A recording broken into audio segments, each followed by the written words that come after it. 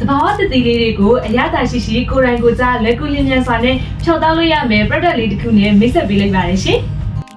အားလုံးပဲမင်္ဂလာပါရှင်မြရှိတီရဲ့ kitchen corner လေးကနေပြီးတော့ကြိုဆိုလိုက်ပါတယ်ရှင်ဒီဗီဒီယိုလေးကတော့မြရှိတီမှာရောင်းချပေးနေတဲ့ install ရှိ Toshiba ရဲ့ blender လေးနဲ့ Myndia ရဲ့ blender လေးကိုရှင်းတွဲပြီးတော့ review လေးလုပ်ပြပေးသွားမှာပဲဖြစ်ပါတယ်ရှင်အရင်ဆုံးပြပြပေးသွားမှာကတော့ Myndia ရဲ့ blender လေးပဲဖြစ်ပါတယ်ရှင်ဒီ Myndia ရဲ့ blender လေးမှာဆိုလို့ရှိရင်လည်းပထမအဦးဆုံးအနေနဲ့အမုံလေးကိုကြိတ်ပေးလို့ရတယ်အမုံကြိတ်ဆက်လေးပါဝင်ပါတယ်ပေါ့နော်ဒီမှာဆိုလို့ရှိရင်လည်းငရုတ်သီးမုံလေးစက်သွန်ပြူကြီးအစကြိတ်ပေးလို့ရပါတယ်ရှင်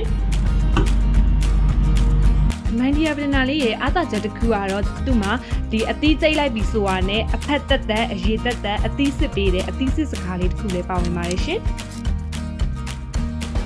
ဒါလေးကတော့လူကြိုက်များတဲ့မင်းတို့စီမှာလည်းရောင်းရတတ်တဲ့ Toshiba ရဲ့ blender လေးပဲဖြစ်ပါတယ်ရှင်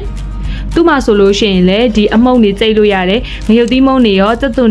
ဖြူပါကြိတ်လို့ရတယ်အမုံကြိတ်ဆက်လေးတစ်ခုလည်းပါဝင်ပါတယ်ရှင်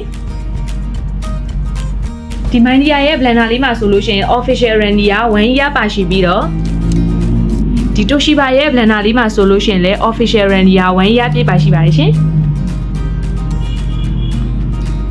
အခုညီမပြပြပေးသွားခဲ့တဲ့ blender လေးတွေကိုသဘောကျတိုင်းနေတဲ့လို့ဝယ်ယူအားပေးခြင်းနဲ့ဆိုရင်တော့ညီမတို့မြရှိတီရဲ့ဆိုင်ဝယ်တိုင်းမှာလာရောက်ဝယ်ယူအားပေးနိုင်တယ်လို့ online ကနေတက်ဆက်လဲယုံကြည်စိတ်ချစာနဲ့မှာယူအားပေးနိုင်ပါတယ်ရှင်အားလုံးကိုကျေးဇူးတင်ပါတယ်ရှင်